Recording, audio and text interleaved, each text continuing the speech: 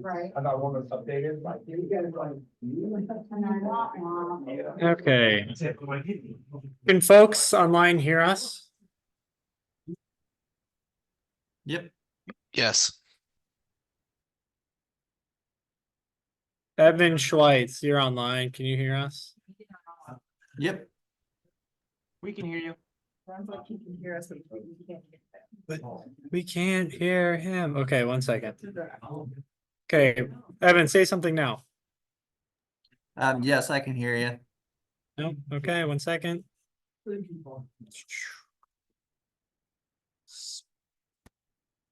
Evan, go ahead now. How about now? Ah, cool. And you, Thanks, Evan. they can see us, they can hear us. Perfect. We have our smell-o-vision on, they can smell it. No. This meeting is being recorded. Okay, sounds great. Okay. 2 minutes in, so we're gonna get started. You share screen. Hold on. Share what screen? Share screen with Zoom. Oh, share. I'm shared there, but I'm not shared here. Oh, yep. Thank you. Yep. I was confused. You bet. Share screen. Screen. Thanks, everybody, for your patience online. We just finished up another in-person meeting. Did a little shuffling of it, so. We'll start here shortly. Okay. Okay. Welcome, everybody. And it looks like we have 9 participants online. Okay. Jim, I don't know if you want to say anything. You want to just get right into it. Go ahead. I'll just say thank you, everybody, for coming to show up. We're really excited. We made a lot of progress. We're going to talk to you about some of the data we put together. We're also going to talk to you about the outreach that we've had to date and really kind of dive into some specific work that we're doing. One of the things that came from last meeting, we're still collecting information. We still want to hear from you. So absolutely, this is an input from you session as much as you hear from us. So we're looking for that exchange from all of you. So I'm really excited about the progress that we've made to date and about getting to the point where we can provide all of you a draft plan here earlier in the new year. And Yeah. I'll hand it back to you. Sweet. Thanks, Jim. Okay. So where are we at? Safety committee we've had, this is our 4th meeting together. We've talked about the overview of the project, what this all is. We've talked about the data that we've seen, the platform being created. We'll still talk a little bit more about that. Last time we talked about best practices and policy review. And this time we want to talk about the main theme is project prioritization. And then our colleagues at Vireo are also going to talk about the disadvantaged area community outreach and equity considerations. So we are over halfway through this project process. We're closing in on a draft plan by the end of January. That then we're going to take that straight we'll have your review of these things, and then we'll go straight into public meetings in February and March, and then into a final plan in April, and keep going. So, and some of you were already at some focus group meetings. And those have been hugely rewarding. We're getting tons of great input on what we need to do for those recommendations, which are going to be talked about at the next meeting. So that would be meeting number 5. We'll have a draft plan ready for you to look at a couple of weeks beforehand, and then we'll discuss the recommendations in that plan. And then finally, the last meeting will be the presentation of the final plan. And in closing thoughts and what it means to going forward as a region with the safety action plan.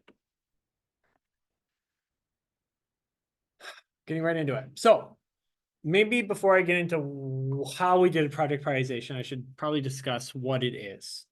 So there are a couple main things within the outputs of this plan, besides the public engagement, setting up the framework and coordination of everything, safety community, one of them is how is this going to exist into the future? How are we going to keep engaging our communities on this? But the main 3 things are a toolbox of countermeasures. So like making it easy as possible for our communities to build the safety initiatives and to implement the things, all the way from how do we change our intersection to something more safe. We have a mid-block crossing, we have pedestrian that got hit recently, or if it's a behavioral or education program, such as enhanced police enforcement. There's research out there on like the best things we can do for educational techniques. All this is, we've been compiling it, making it user-friendly as possible to when there's a problem, you're quickly able to identify what we can do and implement it. So that would be the number one piece, right? The other piece is the project prioritization. That's what I'm going to talk about today, along with the toolbox. So that would be the projects. So taking the toolbox that we've created and putting it across the metro region. So we took that data tool, and which I'll get into, and so right here. So what that is the projects are based on the high priority network. So you remember all that line work we saw, and I can bring up that tab soon to show what that looks like. We took the highest priority network based on where the crashes are happening, where the most risky things are in our community, like 4-lane undivided. And then we prioritize those projects. So we assign them a countermeasure based on what's out there, what would work well there based on ADT, roadway context, other things like that. And each one of those has a potential crash reduction factor. And then that would get into no, you're good, Jim. I'll yell at you next time, once you can get off with it. And then we get in, then we're able to assign a benefit to cost ratio, basically based on what the potential reduction is. And then we have an associated cost. We can see what a planning level benefit to cost ratio is. So like we can get the best projects to float to the top. And then the third piece that we'll be talking about in our next meeting is that overall policy and strategy recommendations. So overall, how do we put these other two things into play, as well as with structural changes we can make across our region, right? Those are like basically kind of our three deliverables. So today we're talking mainly about the first two. So like I said, that high priority network, you can see this image pretty well, but I'll also bring it up in a link. This has actually gotten changed a little bit since we last talked. And this person, you can come on in.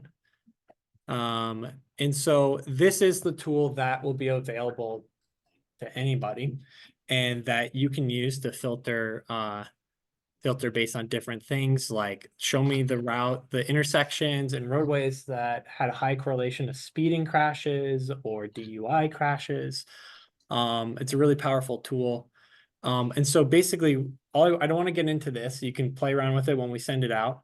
But we basically took every line and dot you see here, and we use that as the basis for our project prioritization. So that's the first step. So we took all we've been doing for data analysis over the last 4 or 6 months, and this is the basis of how we come up with our recommendations for infrastructure.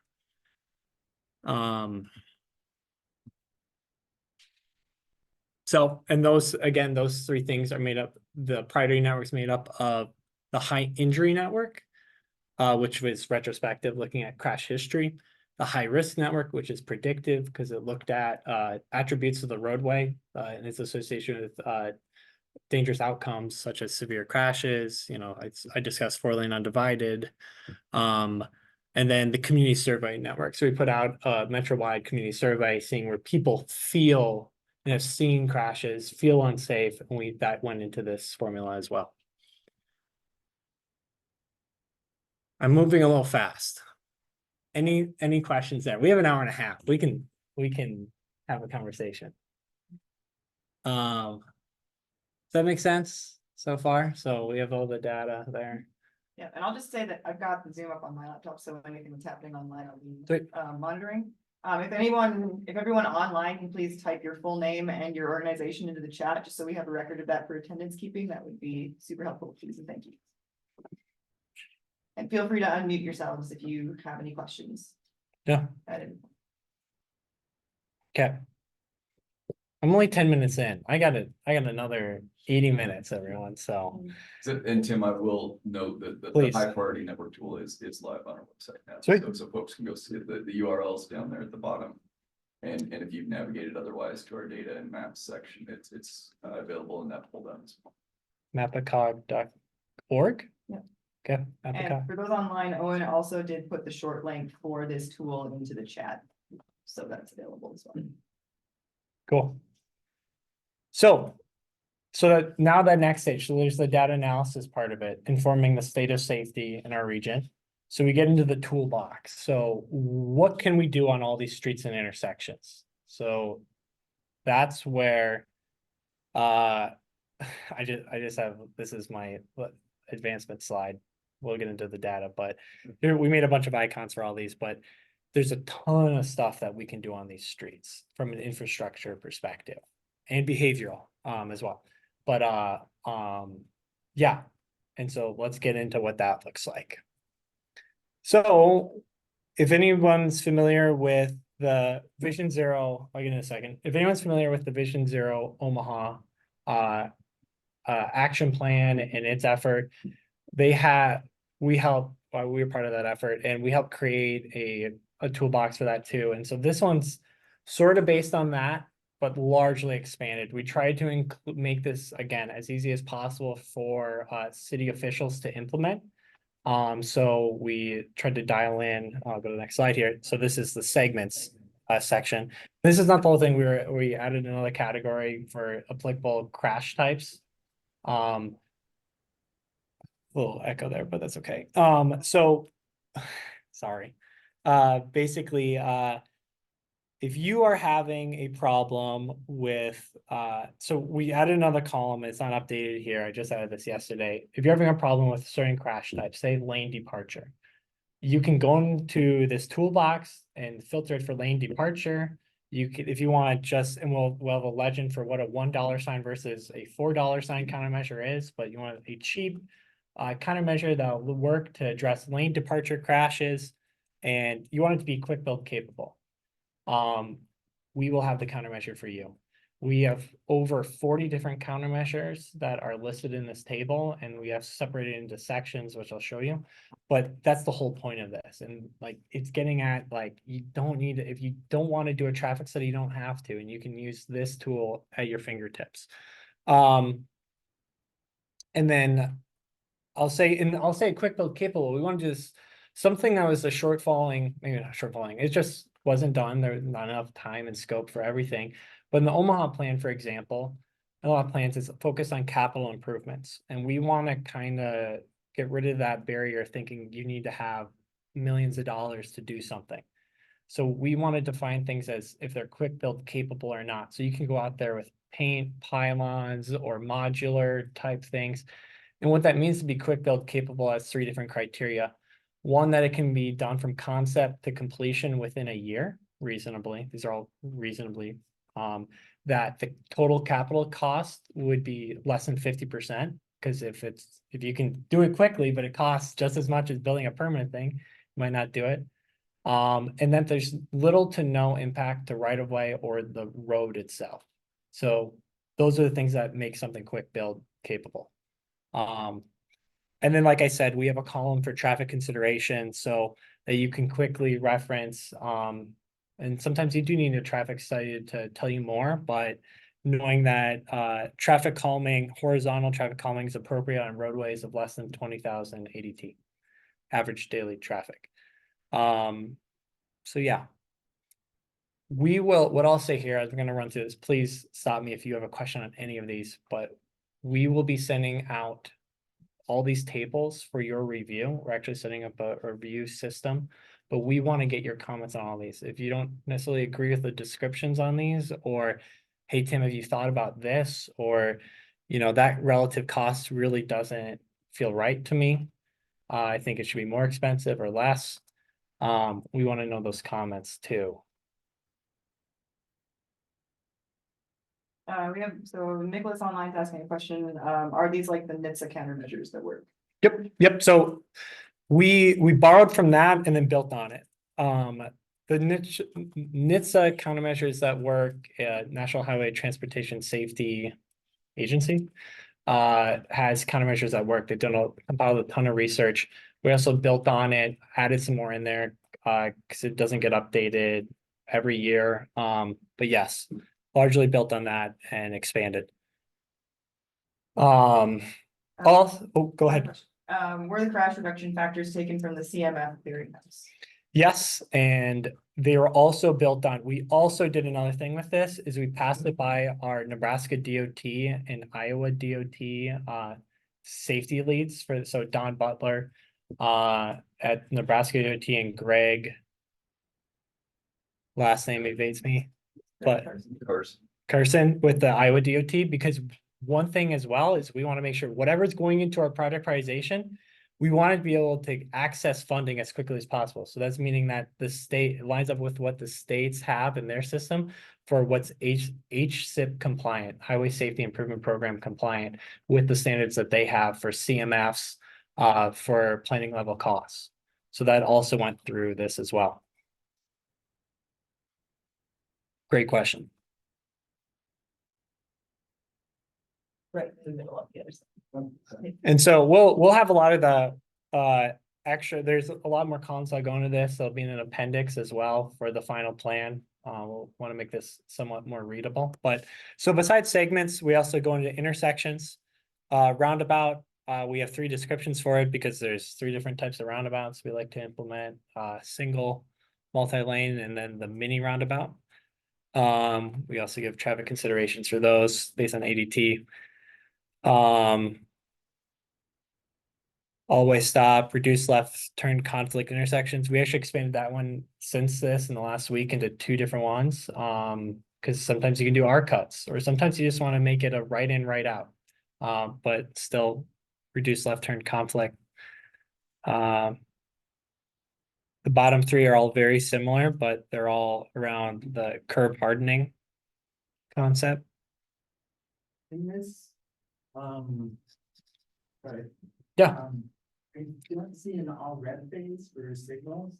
They're doing a 2-second red phase, all red shade. Those are usually super easy to implement as part of ongoing maintenance that many agencies can do. Yep. You didn't see it, sorry. Yep, and that would. That's because I don't see it, probably doesn't mean it's in there. Yep, no, it probably fit, we can call it out, but that would fit into updated signal timings as part of the systemic traffic signal modifications. That's a mouthful. And I think that's a really good point. One of the things that we've asked the team to do is provide pictures, right? So examples of what these look like. And we can borrow the signal how you definitely have listed your median pedestrian intervals, for example, and just have a description of what those are. So we'll definitely look to pull out, provide layman's terminology for what the various improvements could be and who they benefit. And no one's done barn dances here, right? All the way. There are some around Omaha. There's one at 32nd and at Creighton. I only know that because I live right there. And then when someone pushes that button and then jaywalks, it's like, oh my gosh. Because no cars move then. So safety countermeasures for pedestrians and bicycles, a section for them as well. Looking at these different things, and these CR crash reduction factors would apply only to crash types dealing with bicycles and pedestrians specifically, so they wouldn't reduce. So I'll note that on everything else, the crash reduction factors are for all crash types in all severities. That's something that Nebraska DOT and Iowa, to the degree that they use in their HSIP process, to simplify it, one, and also it standardizes it across. So for example, sorry, I skipped back to intersections. Roundabouts, it shows 65%. When we know that for roundabouts reduce fatalities close to 100%, 95%, 92% is some of the studies I've seen recently. Because of runoff road, people that, but anyway. But that's for fatalities, right? So it's even better than 65%, when it comes to fatal and serious injuries. But we went with a more common, what applies to all crashes and all severities for this, because we want to just be able to quickly use and comply with the state standards that are being put out. A question on the safe routes to school on the next slide. How are you showing the quick build capable of no? I mean, I would say it's the opposite. I mean, that's pretty much all safe routes to school is quick build safety improvements with. Yeah. Lanes and paint and signal kind of improvements. In traffic modification signs, speed. Yep. limit signs, those could be super. I think. You could go two ways, right? What's the hardscape? Which would involve more curb cuts, figuring out some of the driveway configurations. And a lot more with the paint. Yep.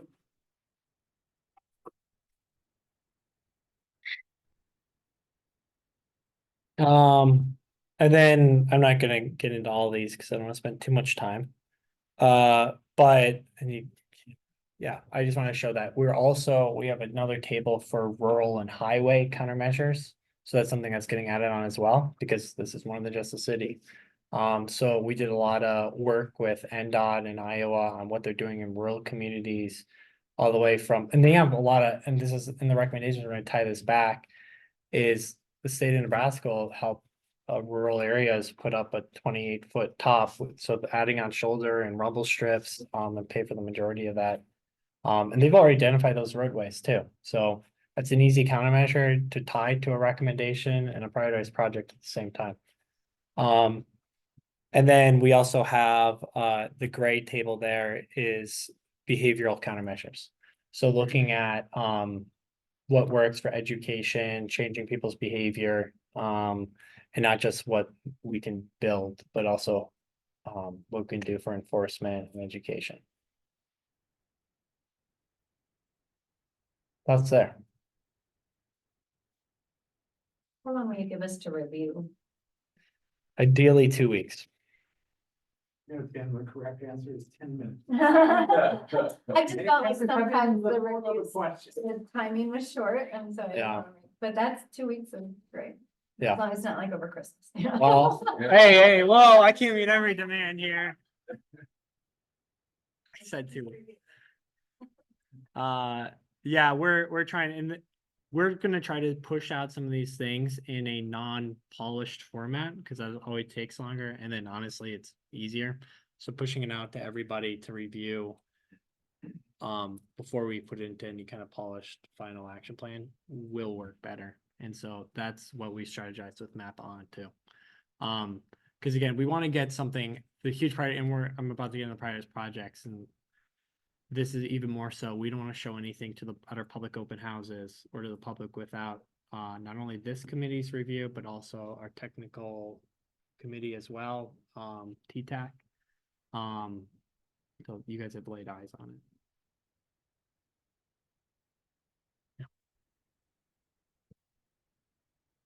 Who works in a hospital system, the term laid eyes on, my wife works in a hospital and she says, you lay eyes on a patient all the time. I realize I've incorporated my vocabulary. Anyway, so prioritized projects.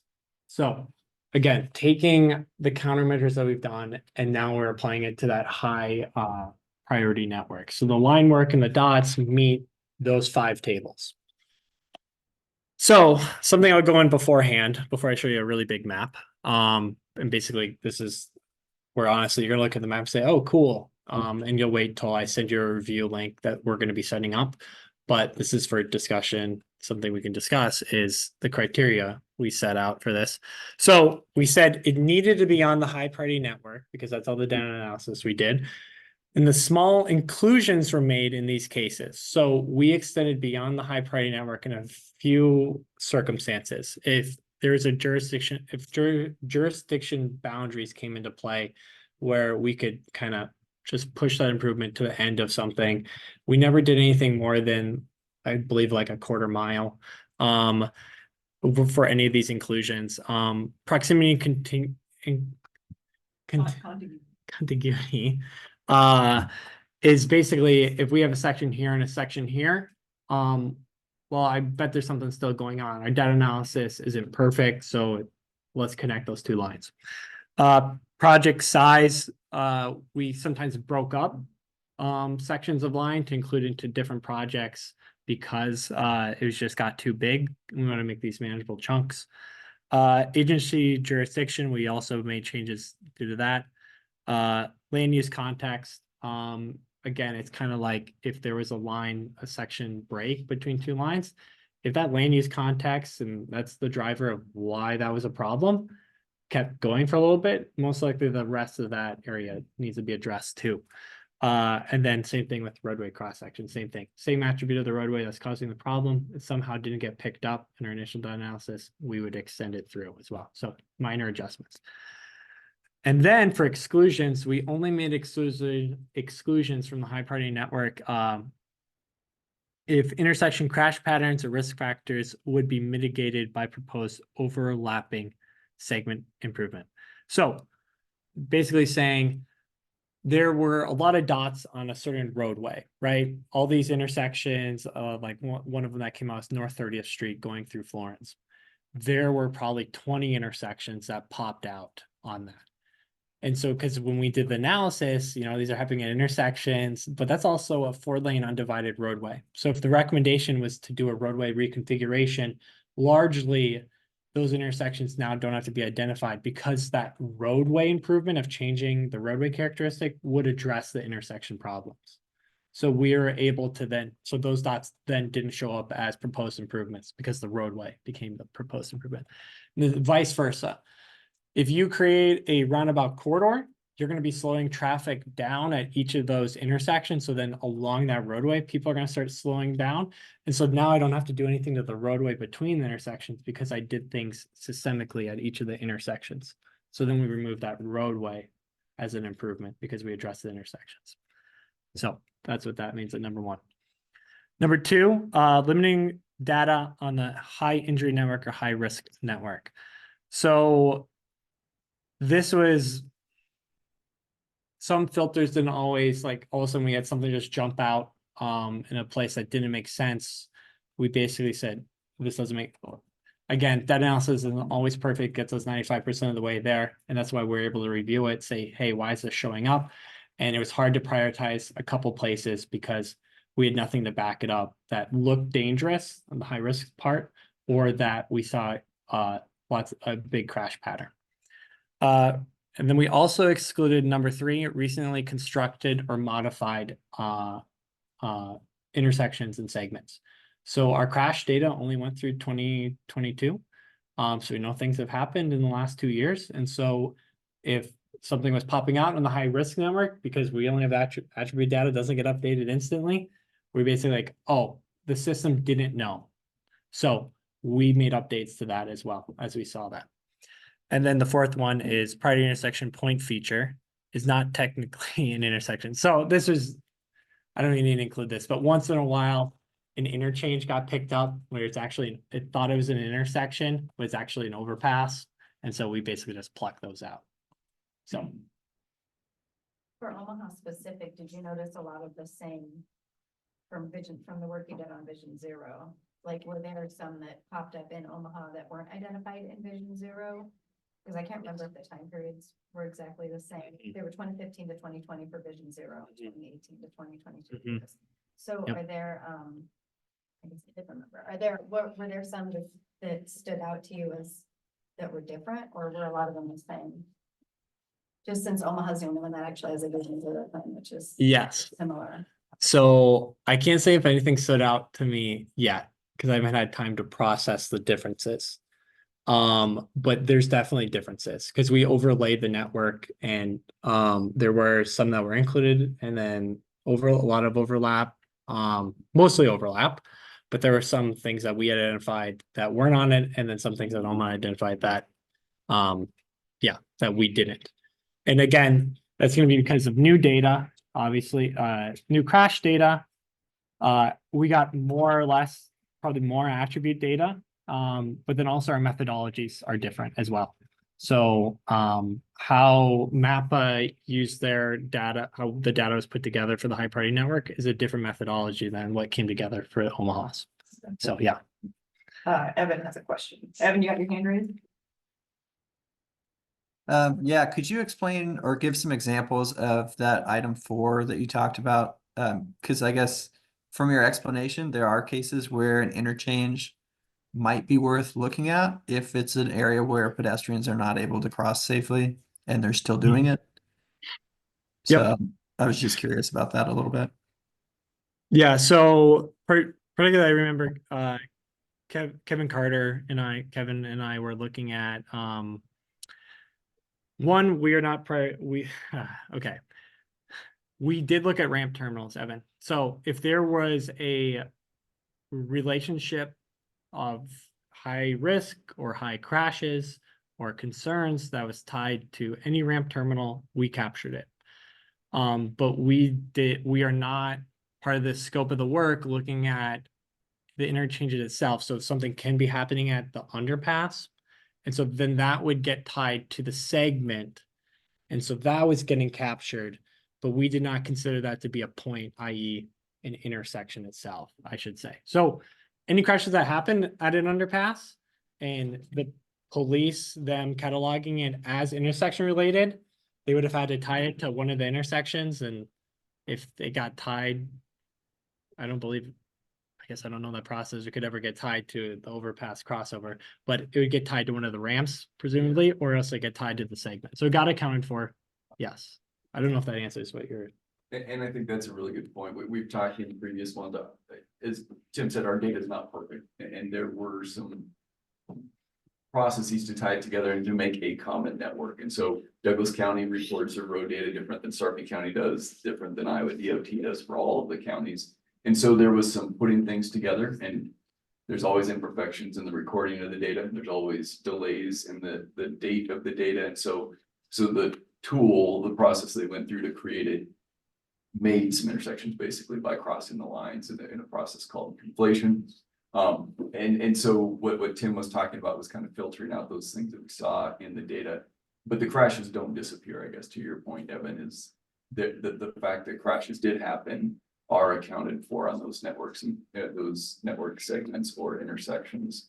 And really kind of that human input is then looking at, how they relate to what projects you would look for those areas.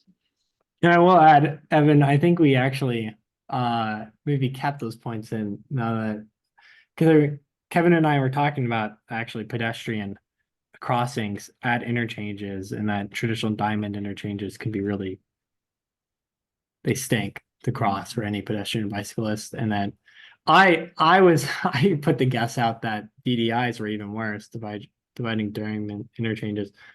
And then we actually went to the CMF clearinghouse and looked up some research, and they actually saw improvements in pedestrian crossing and overall crash reduction. So it became one of our actual modifications that we proposed.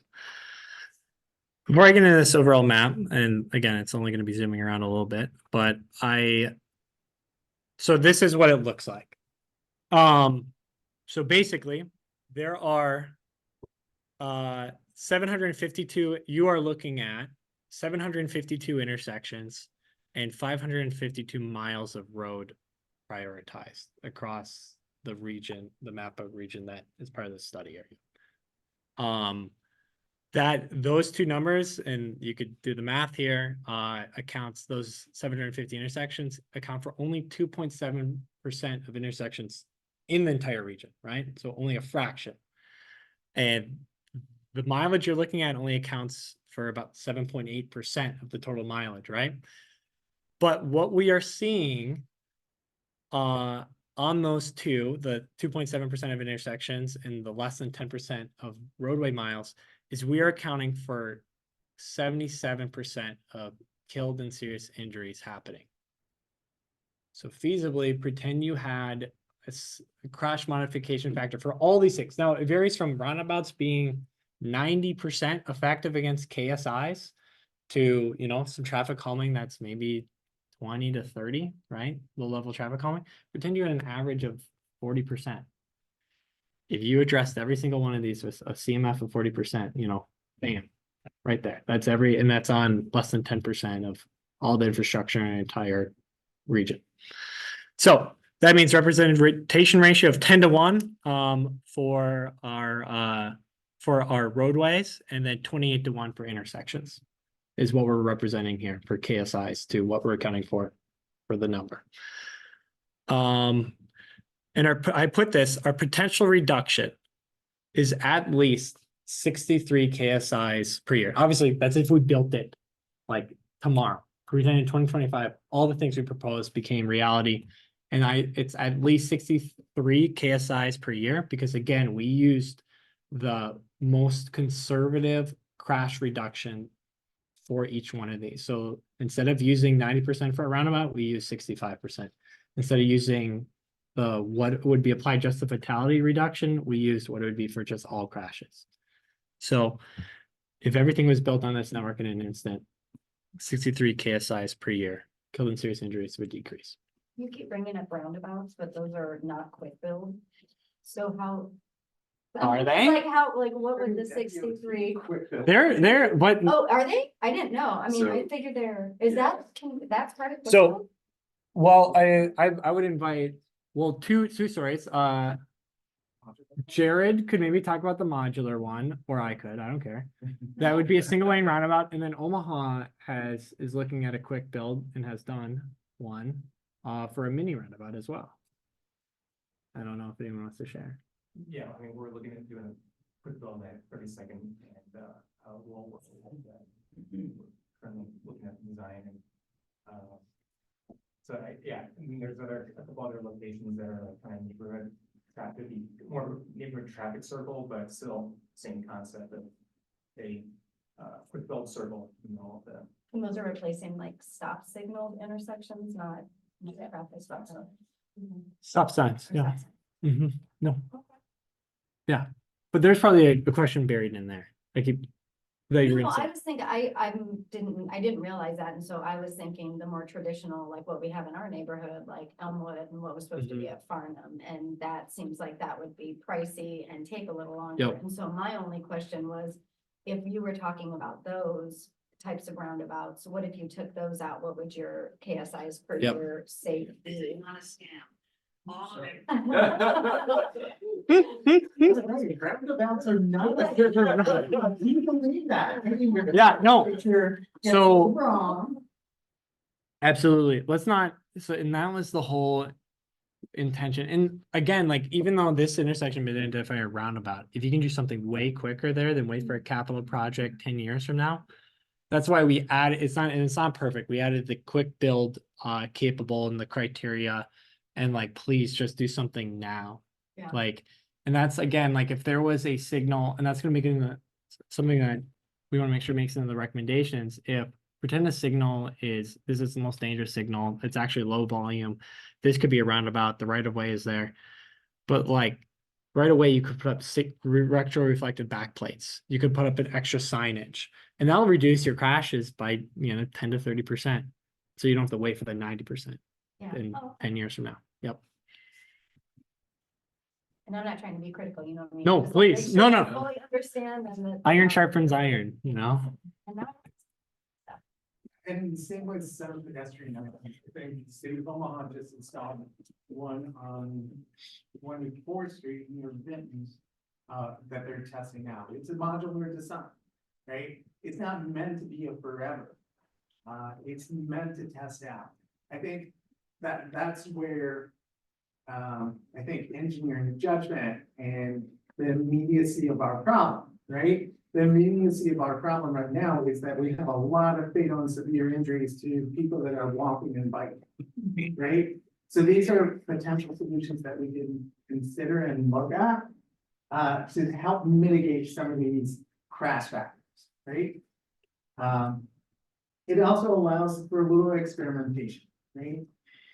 Can we tweak our design while we're working through your design and getting your funding ready to fully implement more permanent solution?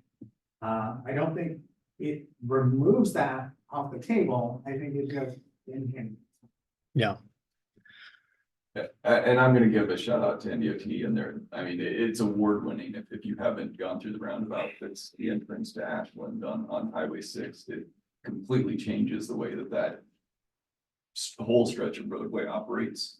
And if you hadn't taken it, you know, you probably wouldn't appreciate it for what it was. But even when they went through the construction and they put up barrels, even before the roundabout was built, and they didn't tear out any concrete, they didn't make any changes to the roadway, they just put in pieces that guide traffic, but it's very highly visible.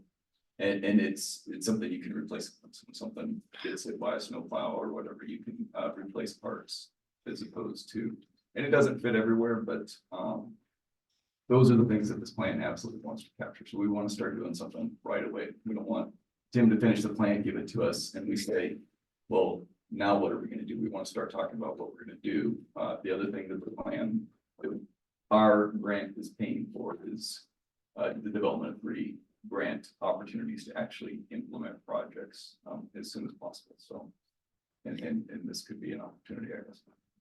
Yeah. So I wanted to call out, so again, I'm not looking for review comments here, but we, in the next, probably before Christmas, in the next week or two though, week and a half hopefully, we are gonna have a review platform that's built around ArcGIS. So traditionally, you know, as part of the Omaha Vision Zero is I provided you with a PDF, you can comment in it, I can track it. This is way too large for that. So we're building a platform where we're gonna send out a link to this JS. Basically, I know this isn't perfect. Absolutely it's not. I want people to look at it and be like, a road diet wouldn't work there, or that's really ambitious for this, or actually have you thought about blank? So like pretending, so when La Vista reviews this, they can click on here, see the identification, what we said, neighborhood traffic calming. We'll provide the table so that you know what we mean by neighborhood traffic calming. And then we will identify the costs and the BCR. And basically we want everyone's review of that makes sense to me, doesn't make sense to me. And it's all being commented on this one platform. So it'll essentially look exactly like this, but then on the right side, it'll be able, you can type a comment to review this. And this is how we're gonna have to handle this review process, because there's just so much coming out in the next essentially 2 months that we're gonna be sending these things out to you to review in this form and not in a final plan. So heads up on that, probably, hopefully, I shouldn't say this, end of next week or the week after. It's actually going through Christmas, but maybe we'll give you a little extra time. We have to review all 752 intersections. No. Can we like divvy it up? Well, that's literally, I mean, that's quite literally. You can, but like, obviously, City of Omaha staff should look at Omaha, La Vista should look at La Vista, Council Bluffs, kind of thing. So, yes, so that is coming, but yeah, really excited about this. That's the progress we've been making there. Any thoughts online or in here?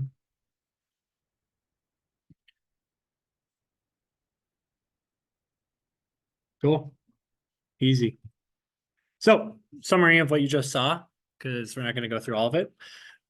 Intersection countermeasures. There were 100 of those. Let's see, of the 750 intersections, there were close to 200 systemic traffic signal modifications, 200 places where curb hardening would be like putting tighter, like curb bulb outs or putting tighter left turns on, so vehicles have to go slower. It also would protect the crossing as well. And we'll have pictures for all of these and definitions as well. But this is kind of the breakout of all those, how that came out. We did have 2 diverging diamond interchanges on here. Yeah. So that's how that breaks out. Segment countermeasures for the 552 miles. RSA improvements. I put an asterisk here because I don't have the numbers up here. But you can see on the bottom the total miles. RSA and improvements, a lot of times we don't know. This is a planning level study. We can't go in there and do a traffic study ourselves. So we basically say there's something going on here. there are risky behaviors here, but there's not one single easy thing to like just slap on there. And so we basically say, it's gonna cost more money, so we put a higher price tag on it and we put a lower CMF. So these projects still bubble up to the top of highest prioritized sometimes because the problem is so big, even though we like hampered it with a low crash reduction, because we don't know what's gonna come out of it, and we put a higher price tag on it. So basically there's about 150 miles of roadway that we say we don't know what to do with quite yet, but it's a problem. This needs to be studied further. And then the other ones are, hey, here's our idea of what you could do here. And that makes up the rest. So I should probably include this beforehand, but we'll talk about it now. But at the end of the day, this will lead to the benefit to cost analysis. And so, right, you want to know that the sad thing is how we quantify that is federal highway and states have put what we need a dollar value of the lives saved or the safety benefit we've seen. And so that's why we have to do this benefit to cost analysis. If I'm going to build, I'll stick with roundabout, they're my favorite. So we're going to build this roundabout for $2 million. I hope the benefits are going to make up for that $2 million we have to invest. So we have to quantify that. And so there's a process. So first we got to see what crashes are happening at the supposed roundabout intersection. And I'll start here now. There are many different ways of doing this. And so part of this, because we're region wide, we wanted to capture all those different ways of looking at this problem, because the way you apply for grants, the way that people justify doing it varies. If you're in the state of Nebraska looking for HSIP funding, it's different than you're from the state of Iowa looking for HSIP funding. Or if you're applying to a federal grant program itself through the USDOT. So we went through the work of doing the interviews with all these people, looking through their documentation and seeing their methodology and being able to essentially, we'll give you 3 different BCRs for every single project, so that wherever you are and however you want to apply for whatever, or how you ever want to look at it, you're able to through these 3 ways. So we looked at NDOT and their methodology, and NDOT has a different way of doing their crash assignment. So say a crash happens at an intersection, and maybe this is the police officers can add some feedback, but NDOT wants to know, whereas Iowa and USDOT, they say anything within a 250-foot buffer of said intersection is counted as an intersection crash. Nebraska DOT says, okay, but we want to split that up into urban and rural. So they have different buffers, because rural intersections, people are traveling faster, so more of an effect. So they say, well, we want to put a bigger buffer around rural intersections, and they also go by a little bit different than 250. And that police report needs to have a flag on it. It needs to be marked as, quote, intersection related. So when you guys mark intersection related, it's really important, because or else then it'll get assigned to a segment. And so then we can't count it in our benefit to cost analysis as something that the roundabout would help, right? So it's really important for police officers to, I don't need to say this to them, like to you guys, but yeah, we definitely pay attention to what gets marked there. So a little checkbox makes a lot of difference. It still gets counted for. It's not like it gets lost. It'll just get assigned to the segment in Nebraska DOT methodology, right? So for the segment crash analysis, we assumed a crash points located within 75 feet of the segment. So this is just in case someone put the lat lawn as a little bit off the center line. So make sure we grab all the points, even if it's not exactly perfect on whatever highway, right? So, but we want to make sure we're not capturing another block within a city environment crash happening.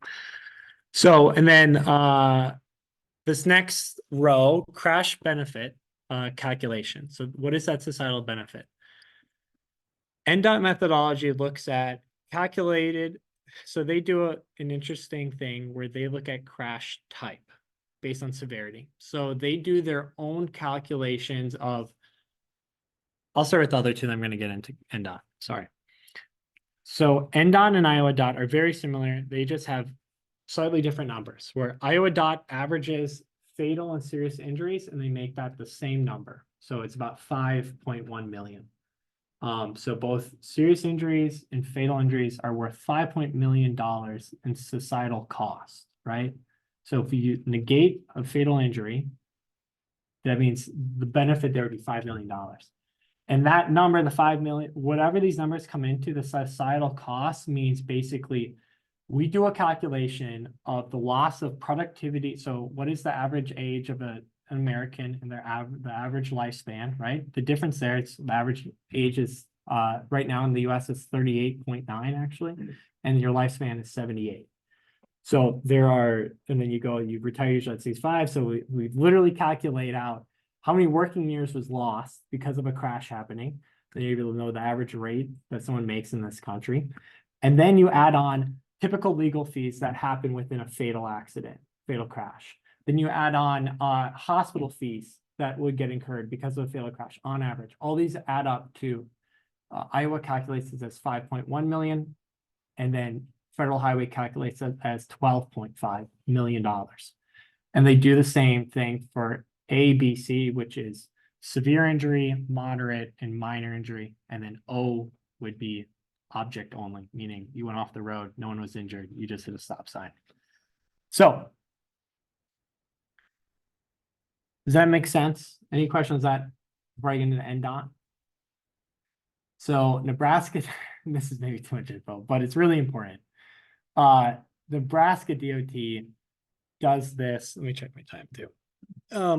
Yep, I got 8 more minutes. Before Travis kicks me to the side. Nebraska DOT takes that and they say, you know what? Sometimes an intersection, one person dies at like this intersection and nothing else had happened for 20 years prior. But now there's a $12 million benefit if we do something, even though it was a fluke, something fluke happened, right? So maybe we don't need to do something there. And so they like to look at crash types. So they basically say when pretend they catalog if a crash happened with a train, for example. So all crashes as trains, what are the percent of those crashes that were fatal, serious injury, moderate, minor? And then they take that and divide it up there. And so basically what they do, they weight it out all based on typology and not severity. And so we took out their methodology and we built it into their own column. So that's the big thing there. They all look at all 5 severity, the CABCO, killed, A, B, C, and object only. And then the last thing I'll point out, which is really, really important, because you'll see very different CR crash benefit to cost is because of that cost. So that'd be your denominator. What this is all divided by is both Nebraska and Iowa for their grant programs. They'll fund your entire project, the total cost of the project, but they only want to look at a BCR that accounts for construction costs. So you got to think about only the construction dollars to build something, but you also have NEPA clearances, you have community engagement you might have to do, you have design, all these other things wrapped in that. USDOT cares about all of that. They want to know that in their benefit costs, but the other two don't when it comes down to looking at BCRs. That was a lot. Any questions there? Clear as day, I bet. And I think it's important because we're gonna give recommendations in the plan that talk scenarios, and scenarios are always gonna Yep. be based upon how much money do you think we're gonna spend, and so we wanna show those differences. And the only way to do that and to allow that to be effective in searching out for grants is we have to give everybody an option. So at the planning level, we're looking at these 3 different costs, and it was a really useful exercise because you're right, when you first started doing those interviews, it was just kind of to make sure we were doing it right. And I'm stealing your thunder, but the difference is stark. It really makes a difference what methodology you're using into what we can accomplish. So we need to be talking apples to apples, I guess, when we're presenting this to a leadership. And then when we're continuing with the plan and we're talking about how much we're investing and how productive we think we're being, which is how many lives are we saving. Yeah, so I kind of skipped ahead. Well, I'll go back. So this comes down to is these are actually getting updated. But you can see we're gonna be able to quantify what countermeasures in this region usually have the highest benefit to cost ratio. And this is, we just took USDOT's method here to just showcase that. But like always stop conversion, taking an unsafe two-way stop condition and putting it to all way.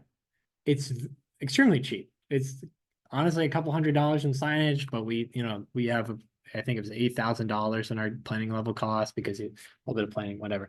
But it's so cheap and then it increases safety tremendously. I know I was just at Archetype Coffee in the north of downtown area, and one place was converted to always stop. I kept complaining in my mind, like, man, that should be an always stop. And there you go. So it's easy to use. Anyway. So systemic stop control modifications, making them more visible, really high benefit to cost because the benefit to cost ratio, because the cost is so low. Yeah, and it goes down the list. Unfortunately, diverging diamonds are somewhat expensive to build. So they're quite low on that benefit to cost ratio. And then if we look at segments, curve delineation is off the charts because I think we only had like 6 recommendations for it, but the crash rates are really high. And this is simply just putting in chevron signs. So these are kind of like a lot of these, if you see something off the charts, don't look for a grant program. It's a no-duh. It's like, we'll give these to whoever jurisdiction is as soon as possible. Hey, you should look at putting some signs up here. And then we get to this table of this is just broken down right now on counties. And some of these were multi-county because Harrison Street, or across the bridge, over into Potawatomi, maybe.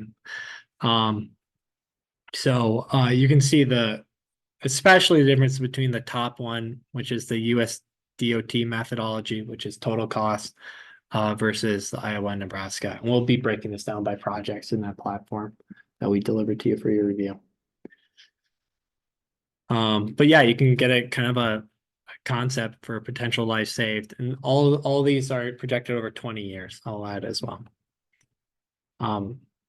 So with that, before I guess one last thing, any questions on this? Again, I'm going to be engaging with review of all this, so don't worry about getting your comments to me, but overall questions on what we're up to, process forward, anything.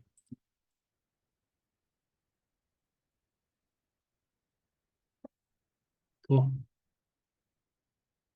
Cool. Well, I'm gonna hand it off to Trevis. I think she might say where she's at, and I'm gonna. Well, I'm gonna let you keep that slide up. Do you want don't this have to slide go- up? No, I want you to go back to the presentation. I also would love it if you'd let me in the meeting so that I can. I've been checking it all up until like the last 3 minutes. I was so engaged. No, it's okay. Yeah.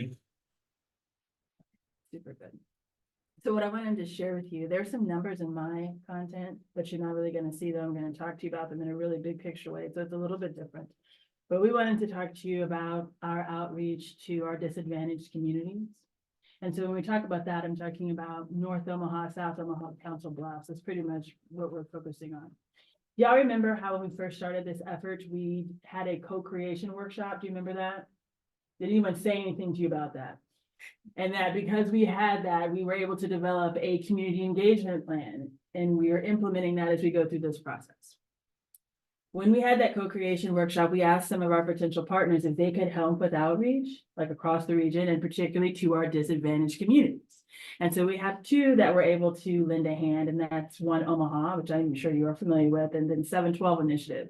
712 Initiative and Council Bluffs Chamber are kind of coming together as one group. But together, those 2 are also sort of part of our engagement team for this project. I work at Vireo. I lead our planning and engagement services. And for this project, what we are doing, and Alexander from our office, who's sitting next to me, we are supporting those 2 on the work that they're doing. So I want to share with you is that we have been doing some engagement in those communities since the fall, going into 2025. And that engagement has largely been focused on these things called engagement boots, which I'll show you what that looks like in a little bit, so you can see that. The things that we've been engaging on are 2 things. Number 1, what are the top traffic issues that people see? Y'all know that there were there's mapping that's been created and people have been able to, and are still able to go in and say, this is where I see an issue, et cetera, so we can collect all of that. People are doing that as we're having conversations with them. And then we're also asking them how safe that they feel, right? I mean, this is multimodal. Everyone that you get to talk to doesn't ride the bus. Maybe they're in their car or vice versa. So we want to talk to as many people as we can. And so the way that we're doing that is we're going to we're having these engagement booths, and we're doing those in places where we know that people are already going to be. So let's go, Tim, to the next slide. And what you're going to see is one of those booths. This is the first one that Vireo did. This was in Gifford Park neighborhood, which is near South Omaha. They have a neighborhood market. Have anyone been to that? Anyone seen that? It's super cool. There's so many people that came. I live in Kansas City. And so when I had looked at it, I was like, I wonder how diverse the population is going to be. But we were able to talk to people of different races and ethnicities and different age groups as part of that conversation. So what we do is when I say an engagement booth, it's a tent. It's like a 10-foot tent. We set that up, and then we have information about the project, and you see that on the easels with the different displays. But the key thing is how do you feel when you're walking, when you're cycling, et cetera? And then what are the issues that you experience? So on the far side of your screen, on the right side of your screen, you see that there's some navy bars and some green dots. The top one is about, it's about biking. And then it's about walking after that. Then it's about transit. And then it's when you are, or not transit, but if you're driving. And then the last one after that is transit. And so from a scale across the page, from very safe on the left to very unsafe on the right, that's what we ask people to do. And so you can kind of see where the green dots are, roughly how people are sort of feeling. There are some people in the middle of the road, but when it comes to that biking, there are people that felt very safe, at least the people that we were able to talk to at that meeting. Oh, backwards. I think it's not safe on this side, it's the right. Not safe, reverse what I just said. They do not feel safe. And then you can take that theme as you go down. The other thing that we were asking people about is what are the issues that they were feeling? Right? Or not the feeling, but what's the most important thing to address? And so here, the top 3 issues were speeding vehicles, reckless and careless driving, and then vehicles failing to yield. That's what people said. The way that we were able to gather that is you see those people in the top right, they look like they might be putting something into some circles. Those circles have the issues on them. Inside of those circles are glass jars and they're beads. That is fun because you can use those beads, you can make noise with those beads, and you can get people to come and talk with you. You can just come right up to them. You'll be surprised the number of people that you can go, can I get your feedback? Would you just do this? And they'll be like, yes, and they'll just come and talk to you, which is really great because we need to talk to a lot of people, and we want this project to feel accessible to them. And we're talking to people who don't even know that we're getting ready to talk about this, right? So they want to shop. There's amazing food there at the market. There are things that you can buy. And then we're over there talking about traffic and safety. And they still are interested in participating. So that was our first one. That was September 17th. Let's go to the next slide. What you're going to see is there was a railroad days. A few days after that, not one Omaha, but 712 did that one. Same type of thing. The top issues that they were able to get information on had to do with sidewalks in poor condition, the lack of bicycle lanes or trails, and then speeding vehicles. Those are the top issues that they wanted to see addressed. Let's go to the next slide. We had a Cradle to Career Summit, the Empowerment Network put that on. And so we worked with one in Omaha to do that. That was just a few weeks ago. That was a really cool event. There were a lot of young people. Omaha Public Schools was there, just tons and tons and tons of young people. We got to talk to them, their teachers and other staff members and instructors. They answered the same questions. Their top issues to address had to do with reckless and careless driving, the speeding vehicles. They also had sidewalks in poor condition. I do want to point something out to you. When you're looking at the how do you feel dots, you know what's really interesting about this? Those children and then the adults just followed suit. They just kept on putting the dots right exactly on the center of whatever the word was on the spectrum. And so we kept saying, you can be anywhere on the spectrum, anywhere you want to be. But you know how in school they kind of teach you, you need to do this thing. and then it starts to trend, and when you're younger, like if everyone's wearing the same shoes, like I want those shoes, and just like all stay right there. That's what it kind of reminded us of, people just like just following what everyone else is doing as they're picking their answers. And so that's why on this particular one, we don't have like the scatter plot type of response, they're all very lined up in the center of whatever we were talking about. But it was still, we had a really great event, and so we're looking forward to that. There are some events that are coming up, which are on the next slide. We're gonna do Christmas in the Village, so I am up here now, and then Alexander and I are gonna go do some work in Lincoln, and then on Saturday, I'll be back up here. And I'll be working with One Omaha, and we will be at Christmas in the Village. I've never been to that. I've done work on North 24th Street in North Omaha before, but not during the Christmas holiday. And so I'm excited about this. It should be tons and tons of people. So it will be the executive director of One Omaha, who is Kimara Snipes, and then myself and someone else from our office will be working that event. Hope to talk to a lot of people. Then in January, there is an annual meeting with the Chamber in Council Bluffs, and so we're going to support 712 when they go and work that event. There's a Shamrock Shuffle. I don't really know what that means, but 5K? It's a recreational 5K. Yeah. Primarily alcohol. You can bring your dog. No, it's a 5K, but there's like 4 serious people and 200 unserious people. Which one are you in? I get to watch. Setting barricades. We will still ask them the same things that we're asking now. We'll layer in any additional information that we get as the project is going to be advancing. There is an opportunity to work with Heartland Workforce Solutions, and so we're trying to work out what that may be. And then there also is an opportunity to have another engagement booth, but it'll be inside at the public library. So we'll be working on that. I wanted to talk to you about something else, though. You know, equity is a large topic all across everywhere, and when we talk about transportation, it's important too. The first thing that I ever did with MAPA was Heartland 2050. Y'all know about Heartland 2050, right? And so my job was to support the Equity Engagement Committee and have conversations about what equity was going to mean and what that meant to the region, et cetera, and so on. So when you go to MAPA's website, you can see that there is a section about equity. And so this is just a snapshot of what equity considerations are in the MAPA region based on resolution. So what you see is an equitable region is one in which all residents, regardless of race, ethnicity, nativity, neighborhood, age, gender, or other characteristics, can fully participate in the region's economic vitality, contribute to its readiness for the future, and connect to its assets and resources. That is what has been adopted in part of the concept and mindset, right, for the last 4 years, or almost 4 years. When we think about transportation improvements, let's go to the next slide, Tim. We want to also think about equity, not just from a big picture standpoint, but how do you apply equity, right, into a context? And so today we want to have that conversation with you all. You know, as Tim was talking to you earlier, there's prioritization going on. There's going to be projects, people are going to go after funding, et cetera. We want to be sure that there's an equity mindset and considerations brought into that. And you all are a wonderful committee to get some feedback on what that might be. Okay, so I know that as a team, we have been chatting with you all a lot today. There's been some questions and comments and things. But for this portion of your meeting, we have 20 minutes left. I'd really love to hear your voices and hear your thoughts on the questions that we had up there. I'm going to put them up one by one. I'm going to ask you to do this. I'm going to use Mentimeter to take notes. So instead of having a flip chart and writing and turning my back to you all, not being able to see you all, I'm going to be typing and occasionally looking at you and asking you questions and encouraging you all to talk. And I'm going to be typing, so you're going to hear me typing.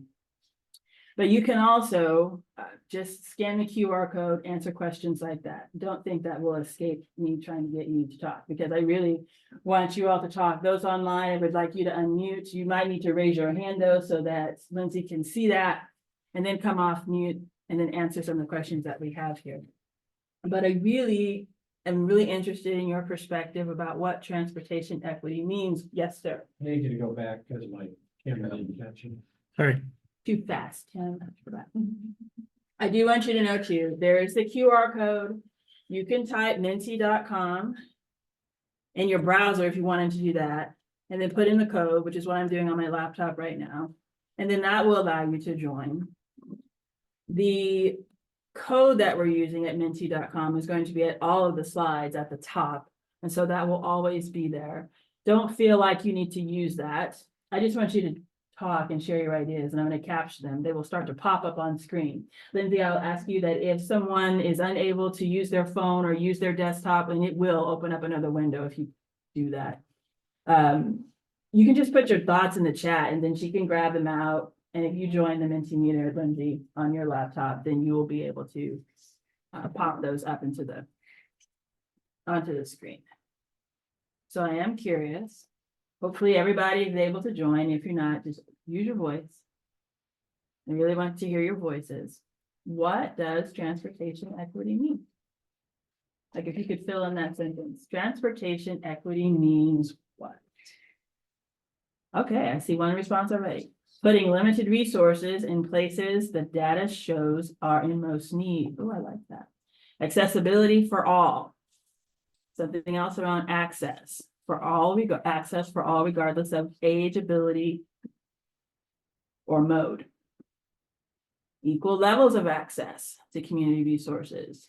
Access for persons of all abilities to use transportation, what, when, where, and how they need. Access again.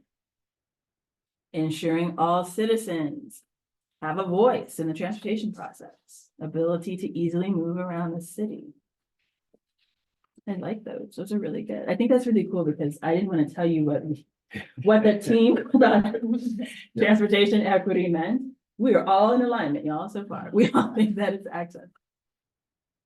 Let's see some others popping up here. Access to all modes. This also means timely maintenance of infrastructure. I like that. We won't be anywhere without maintenance. Treating all lines of transportation modes are moved equal. Free movement using various means of all people to take advantage of their environment regardless of demographic information and characteristics. Would anyone like to elaborate on what they shared?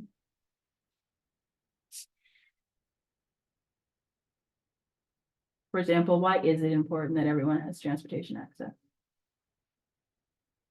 So you can live a quality life. So you can live. Get where you're going. I will say mine was the maintenance of infrastructure, and that's coming, this is specific to Omaha, that it took 17 months. And I don't even know when the sidewalk was still in disrepair, but 17 months to get it repaired after we notified the city along 72nd Street, where there's a lot of pedestrians. And I'm not saying that's the city's fault. I have found out that there's not a lot of people on the sidewalk program, and they also said it's a contractor issue. But the thing is, it's still something that's on a bus route, or really like one of the heaviest used bus routes. And so I think we forget those minimal things, that just to be able to get there in a dignified, accessible manner. So I like that, dignified, accessible. Why else is the access important? I'm sort of staring at you, but you look like you may have. I've been working with under-resourced communities in Detroit, St. Louis, and Phoenix over the last 3 years.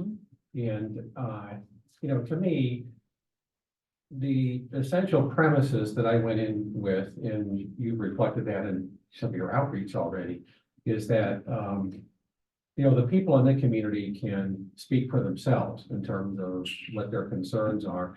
But also that the response to those concerns, the creativity, the imagination exists within the community itself, you know, which I found to be very true with the communities that I've worked with. So it's not so much a matter, in my case, of doing, you know, but to facilitate the engagement and the resources that are available in the community to actually create a response that creates ownership in the community.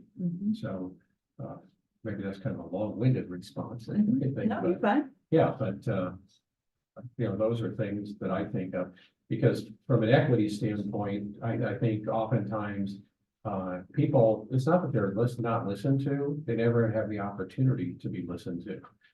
You know, and so just as an example, in Detroit, the state DOT came back down and did a listening session with the community that I'm working with there. It was the first time that had ever happened, and it was amazing.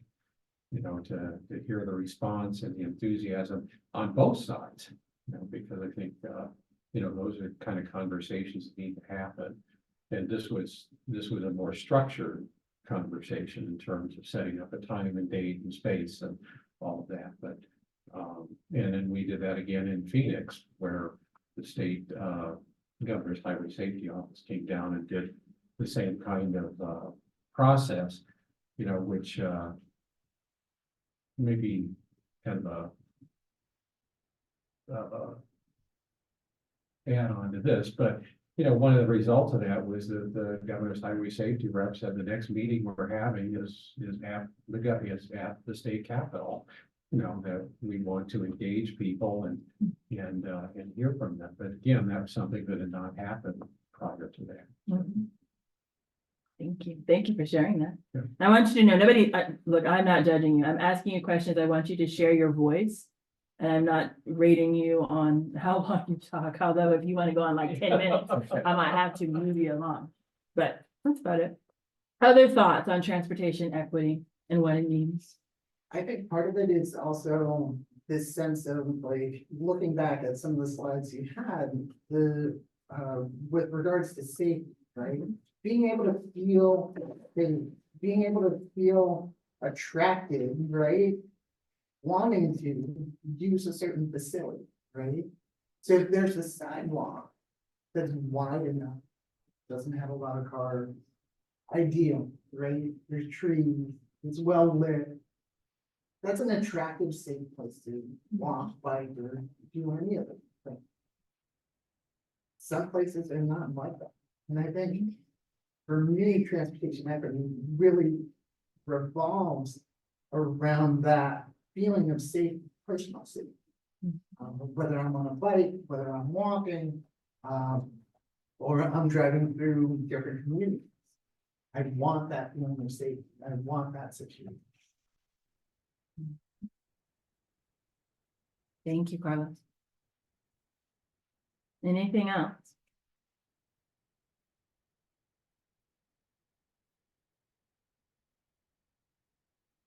Okay. I'll ask you another question now.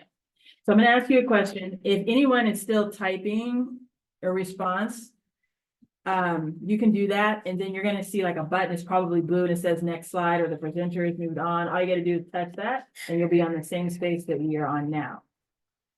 So based on what you were talking about before, there's access, there's also maintenance, there's the feeling of safety. Sometimes it also means engagement when you're talking about transportation. Are there things that come to mind in terms of transportation equity and how it could be measured? So if you could fill in this sentence, transportation equity could be measured by what, would you say?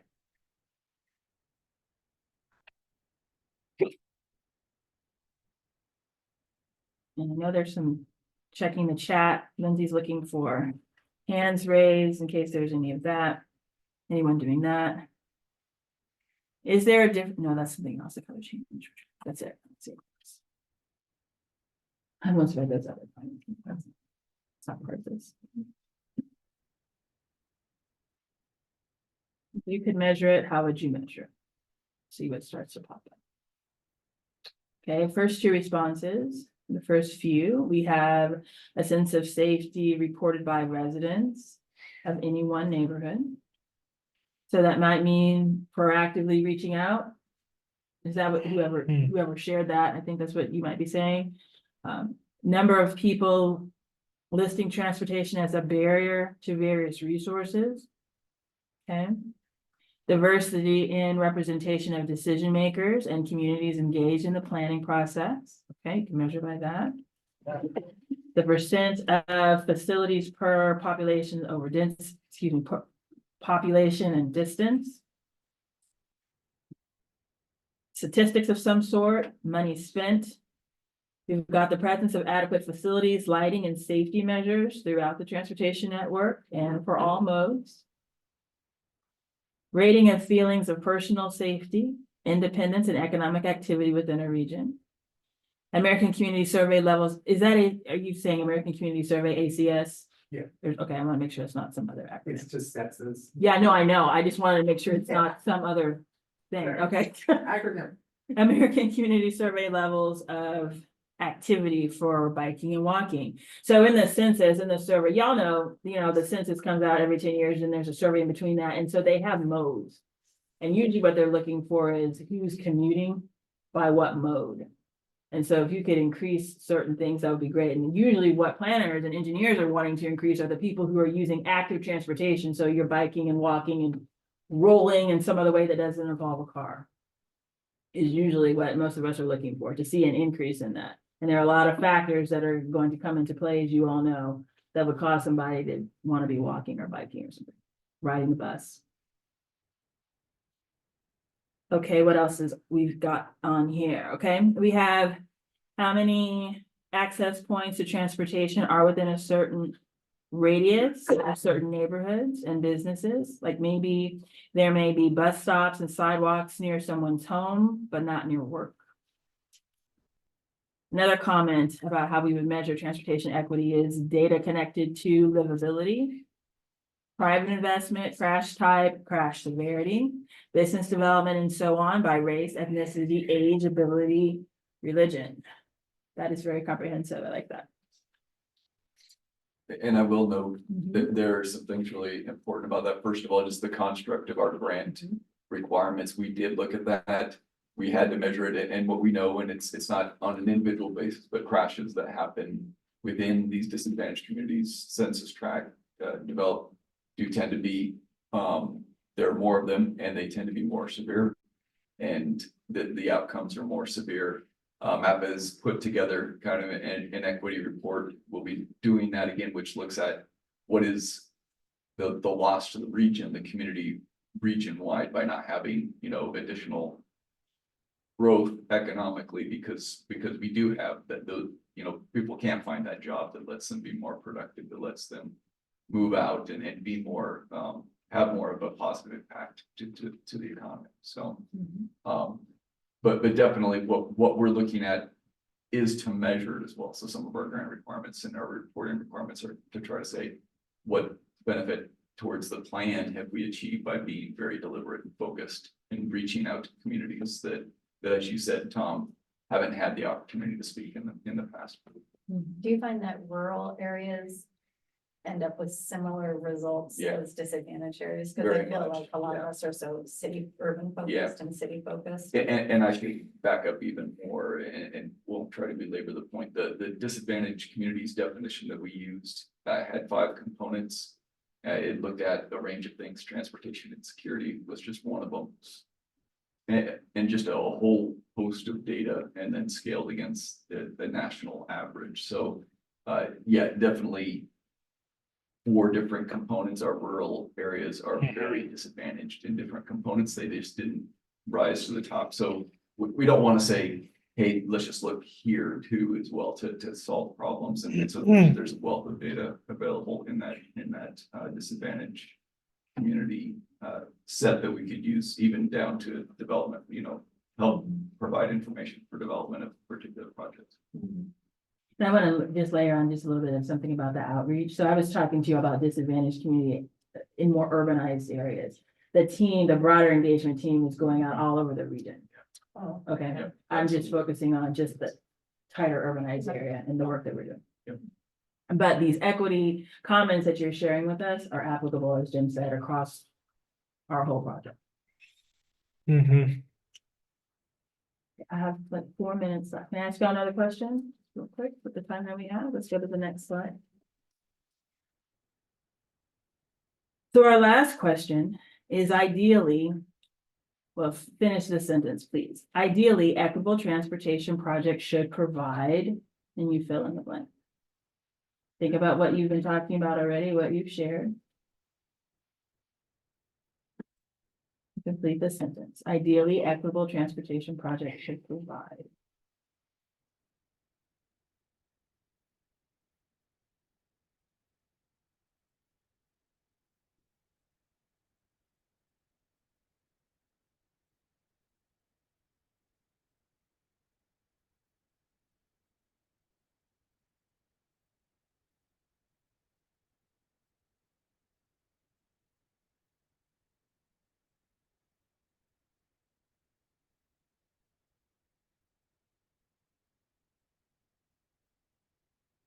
first two responses. Ideally, equitable transportation projects should provide measurable benefits to the impacted people. Another idea, inclusive, affordable, and accessible options for the populations with the greatest need. Should provide opportunities to engage all citizens in addressing traffic concerns as they are able to do so. Here's another one. Ideally, equitable transportation projects should provide options for people to travel safely by the means of their choice. Another one. It should provide opportunities for all modes of travel. Equitable transportation projects should provide a variety of safe and accessible modes of transportation across the region for all people. So lots of all modes, all people, affordable in there. Here's another idea. It should provide access to maintained surfaces for various modes of transportation, as well as access to public transit to allow for a variety of choices to the population. Reasonable accessibility that improves livability for all. I would love to know, what is reasonable accessibility? What does that mean? Like, just, I'm not looking for you to say in the dictionary, this is what it means. I want to know more about your thought, like, what does reasonable transportation mean? That was me. Reasonable I was access. just speaking to evaluating various modes, opportunities in the area, Mhm, thinking about what is deliverable by mhm. the community, the agency. What, Yep. Thank you. I'm gonna put deliverable by the public agency. Is that okay? Yeah, or some people would say the streetcar in Omaha is unreasonable, you know, and some people would say it's really a high need, like it's interesting. The reasonable is, so I think it's a really valid point to have reasonable in there for both costs, Mhm. like you said, and he said, and then also, yeah, what people, there's just so many, there's so much heart in transportation, and so many opinions and passion.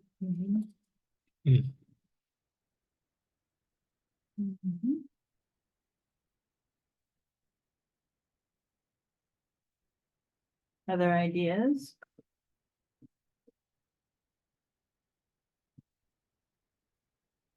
Said that.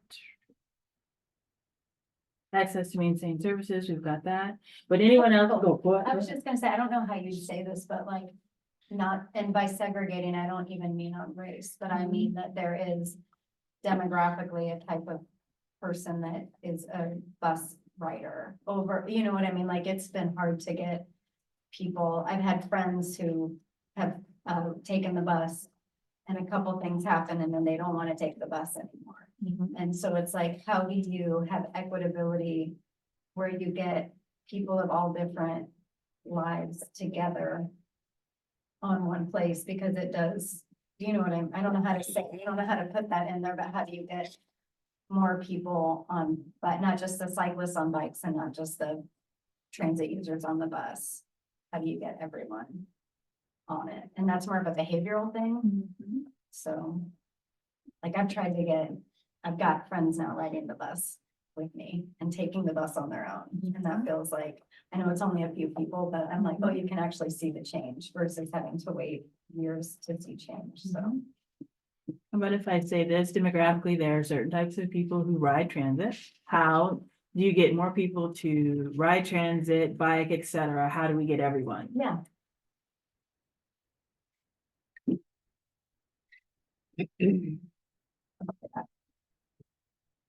I do think there's a lot to that, because one of the things that people think about, sometimes people think about race when you think about who's riding transit or who's walking in neighborhood.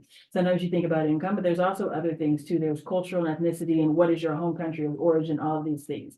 I'll give you this quick backstory. That we have a person in our office, she's from Bangladesh. The idea of, there's a culture around riding the bus. These people ride the bus, etc., back at home. Now she's here, she doesn't have a car. I know she's trying to get one, because she's riding the bus and having these interesting experiences. And then I tell her, well, we get on the bus and we ride the bus and talk to people and do outreach. And her brain, I could see it. It was like, no. Because at home, you don't talk to people on the bus. Yeah. And depending on what bus you're riding, your experience is not like it. I know, because I've done the outreach, I know what can happen. And I also know you could be in other routes in other parts of the city and it feels differently, but all of those things are factoring into a person wanting to ride the bus, for example. There's a And I don't lot in think that. we have that here as much yet because our public transit isn't Mhm. very well used. Like when I'm in Seattle, it's, you know, when you're in a certain area in Seattle, based on who's on the bus with you. And my friends just say, don't talk to people on the bus. And I'm like, I can't talk to people, you know? But like here, it's not, you have that in certain areas, but the bus doesn't go a ton of places where some people are gonna get on it. So there have been like instances of people who are experiencing homelessness who have been volatile and been kicked off the bus. But you don't have that as much as you do, say, like going down to Harborview Hospital in Seattle, where it's, you know, 80% people that are having some sort of an issue. So it's like if we can get on board to get more people on the bus altogether and then provide safety for everyone and maybe resources for people riding the bus who are experiencing homelessness, it just seems like you want it to be everyone in all those modes. Awesome. Thank you. I thought it was. Yeah, don't know how you, if you were able to get that 200 characters. I'm gonna get it down. I just want to say a minute over. Thank you all for participating in this conversation. If you were sharing your voice, if you're using your phone, all that's really great because we're taking all of that. I'm gonna give this meeting back to Tim. Because our last slide, I think, is a thank you. Yes, thank you for working. You'll see more emails. It's in the Mentimeter. Oh, good. Well, it's not much to show in here. Questions? There are no time for questions. No questions. But yeah, you'll see stuff from us, especially review things from a technical side. You'll continue to see public engagement, public posting, other things going out. Check the website. Anything else I'm missing?